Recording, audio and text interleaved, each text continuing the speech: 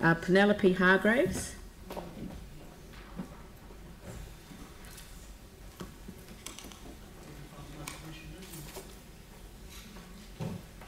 Hi. Thank you for listening to me. Welcome. I'm not sure how I work all this. What is? I just have to sit back here and righty-ho. But then I think I have to push a few buttons. I have to push the right ones. I'm Penny Hargreaves, as you know, and I've got a property I've got a small farm out at Lower Styx Road, which has about at least 1,000 metres of the Styx River running around it. I moved to this property in 1992, immediately after the Drainage Board had actually changed over to the rivers looking after by the council. The last time the river was dredged at my property was 1994. Until 1997, the council were doing a very good job clearing out all the trees, making sure the river was dredged and the river was free-flowing, and suddenly in 1988 the whole policy has actually changed. We have been battling for so many years now for the council engineers to walk the talk, and nothing has happened, nothing at all. The river has deteriorated so badly, and I think it really contributes to the problems with the wellheads that these rivers are flooding. I've put a stick video which has actually been put in today, which actually shows the river from Marston's Road down to Brooklands, and it shows where the wellhead is. There is no way that wellhead can be made pure water to be sure that it stays pure for Spencerville, Brooklands and Kayanga, because it's right where the water floods. The ground has dropped. In the 2012 report that Mr. Harrington put out, he said the ground had dropped there, and it's dropped so much that the water's actually not reaching the floodgates.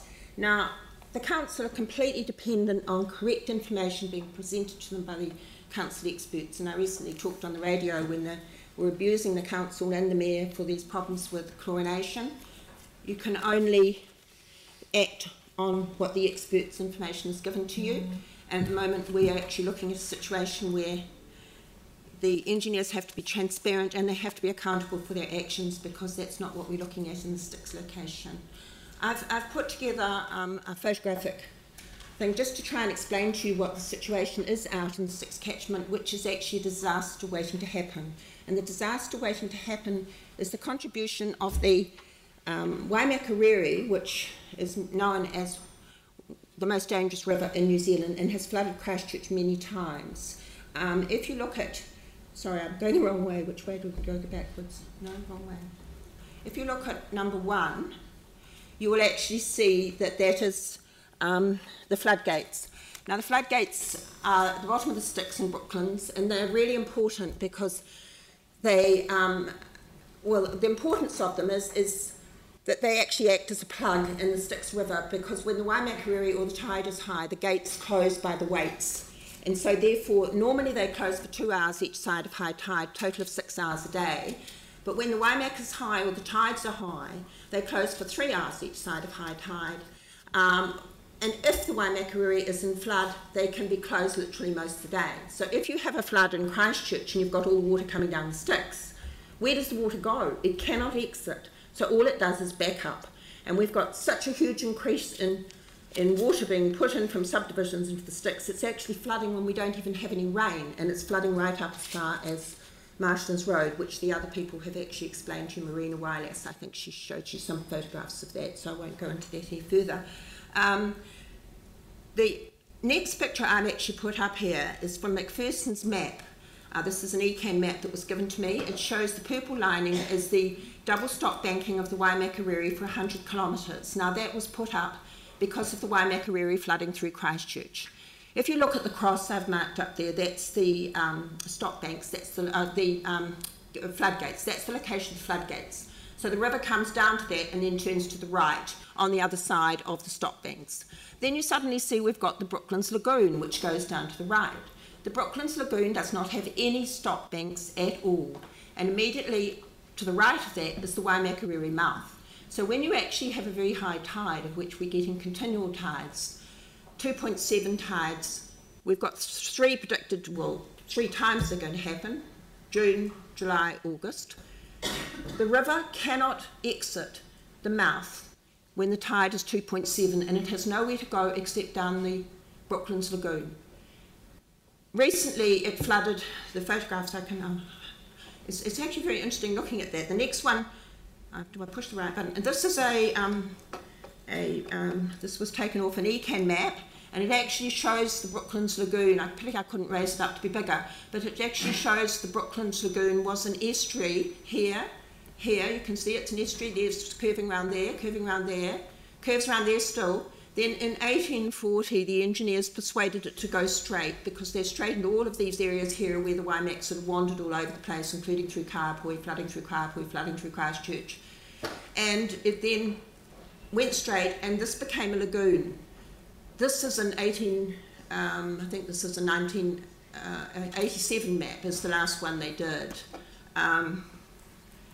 Then in May 2017, this is where the lagoon, because it had 2.7 tide, the first 2.7 tide we've had, actually overflowed down to Earlham Street. That's all flooding down from the lagoon, straight down Earlham Street. And the council pumped there for about 5 days. Now, Penny, you've come to the end of the 5 minutes, and I'm actually just wondering whether, I mean, it's quite a substantial submission that you've got here. I'm just... Well, what I'm trying to... I know it's a substantial submission. It's a very scary submission. Yes, I know, but the LTP process is a 5-minute submission. Okay, well, I don't know where this goes to. Do we take it to Campbell or somebody to show the huge risk that Christchurch got from flooding? Because we're very aware of the risks that we have from flooding. I don't think you're aware of what's actually happening out there with the Waimakariri. If you have there's another... ECAN is responsible for the Waimakariri River. I know ECAN's we're responsible for the Styx River, and I understand the complexity of this environment, but I was actually going to suggest that maybe the Infrastructure, Transport and Environment Committee could take this submission and perhaps even just have I'm looking to you, Pauline, for some guidance here in terms of maybe getting a small group together, because you have a relationship with ECAN on some of these catchment issues. Yeah, we've already got, we've got the Styx working group, which David chairs, and it's such a multifaceted area with so many issues. Would this be worth referring this to the working group? We've actually got action I'm looking for an answer here, but perhaps it might be worth referring it to the working group. Yeah, I think the message that Penny's trying to convey here is that there is a quite distinct risk of flooding of the city from the Waimak coming around the corner and back up again. Exactly. And so there's been a lot of work with the working party, and as you've rightly said, there are issues that transpose between ECAN and the city. Is ECAN on your working party? No.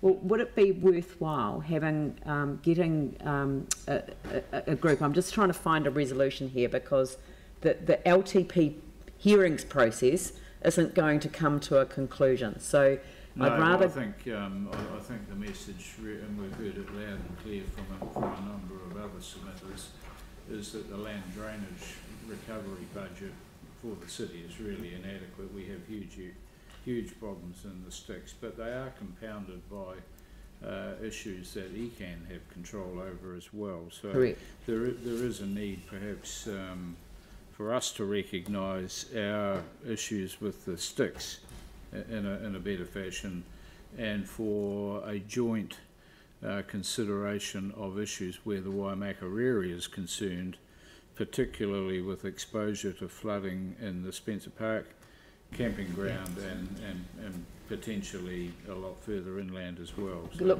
I'm going to find a solution for how we progress this, Penny, but I think what we'll try and do is to get David's committee to take a bit of a leadership role, perhaps connecting in with our ITI committee, and then bringing ECAN into the picture, because it's not a matter that's sitting in front of councillors for 5 minutes. No. It's not going to be resolved. So I'd much rather find a mechanism for resolution, and there have been a number of submissions on the Styx River, and I think we're just going to have to take those to a different environment to actually get some work done on them and report back. Maybe even the land drainage working group could invite ECAN to come and give us a bit of a briefing on that as well. Yeah, but I'm just thinking the Styx River might need to be, that working group might need to be involved as well. But look, we'll find a mechanism and we'll let you know what the mechanism is, Penny. So, please, Leanne. I have actually, as you go further through this, you'll actually see that the land is sinking very rapidly at Spencer Park and below. Penny, I have been working with the submission process is not the right process for you to progress the issue. So it's not the Styx, it's the lagoon. Yes, it's not the right process for you to be progressing the issue. It's not going to. We're not going to sit around the table and resolve any of the issues today, or as part of the long-term plan process on the budget arrangements. We actually do need to have some something a lot more detailed that is enabling of us to consider what is the right approach to take. So, and that does require ECAN to be at the table as well. So I'm just going to bring things to an end here, Penny, and thank you very much for your time and effort that you've put into the submission. Presumably we have the full submission. You have all the information and plus a lot of photographs to look at, which actually shows this is not a long-term. It needs immediate funding put in to actually protect the city. Yeah, but what you've presented today, we didn't have as part of the submission. You didn't have the fact that the costings at the Horswell River for the Styx are all different. There's a lot of information you didn't have. We didn't have your submission. You have now provided it. No. And you've provided the submission now. I have been working with the ECAN officers. I'm just saying the submission that you've put up on the screen is the first time that we've seen it. We now have it, and the staff will make sure that it's put on our hub so that we can actually read through it. But we will find a mechanism for the way forward from here. Thank you. May I ask one more question? No, I'm sorry, Penny. It's not fair on other submitters who have come to make their submission. Thank you. Julie Tobel.